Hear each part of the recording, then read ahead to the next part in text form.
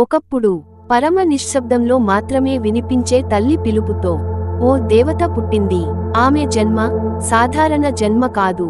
నక్షత్రాల నుంచే ఆమె శరీరం నిర్మితమైంది.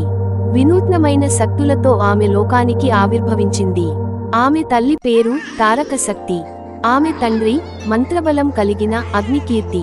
ఆమె జన్మించినప్పుడు ఆకాశంలో 8 గ్రహాలు సమకాలంలో రేఖలుగా కలుసుకున్నాయి. ఈ కలయిక శుభం కాదు. ఈ గ్రహయోగం వల్ల ఆమె శక్తులపై శాపం ఏర్పడింది.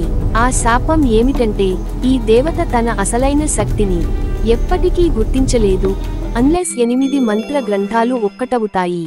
తల్లి తారకశక్తి ఆ శక్తిని రక్షించేందుకు ఆమె శక్తిని 8 మంత్ర గ్రంథాలలో దాచింది. ప్రతి గ్రంథం ఓ శక్తిని అందిస్తుంది.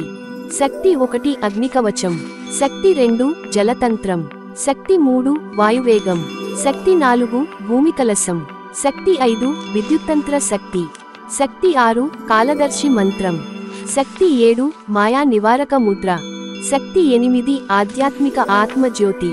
ఇవన్నీ విడివిడిగా భిన్న లోకాలలో దాచబడ్డాయి. ఆమె పేరు పెట్టారు దివ్యలేత. దివ్యలేత బాల్యం సాధారణం కాదు. ఆమె తన శక్తిని అర్థం చేసుకోలేక ఎప్పుడూ ప్రశ్నల మధ్య జీవించింది. ఒక రోజు ఆమె తల్లి ఆమె చేతిలో ఓ చిన్న కంచం పుస్తకం ఇస్తుంది. ఆ పుస్తకం మొదటి గ్రంథానికి సూచిక. ఈ పుస్తకం ఓ రహస్య గుహకి మార్గం చూపిస్తుంది. అక్కడ ప్రారంభమవుతుంది ఆమె శక్తి గమనం. దివ్యలేత గుహలోకి ప్రవేశిస్తుంది. గుహ లోపల ఓ అగ్నిపురుషుడి తేజస్సుతో తారాడుతుంది. అతను చెబుతాడు, నీ శక్తి ముక్కలుగా ఉంది. మొదటిని నీలోనివే తెలుసుకో. దివ్యలేత తన కళ్లను మూసి తనలోని శక్తిని పిలిచే మంత్రాన్ని జపిస్తుంది. ఓ అగ్నితేజస్సా, నన్ను వెలిగించు. వెంటనే ఆమె చేతికి ఓ అగ్ని కవచం వస్తుంది. దాని లోపల శక్తి 1 అగ్నికవచం మొదటి గ్రంథం దాగి ఉంటుంది. ఆమె మొదటి శక్తిని పొందుతుంది. అక్కడ ప్రారంభమవుతుంది యాస్టరిస్క్ ఆమె శక్తి మిషన్ యాస్టరిస్క్. ఇది కేవలం మొదటి అధ్యాయం.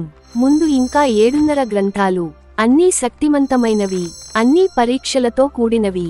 యాస్టరిస్క్ దివ్యలేత యొక్క అసలైన దేవతా రూపం. ఎప్పుడొక రోజు వెలుగులోకి రానుంది.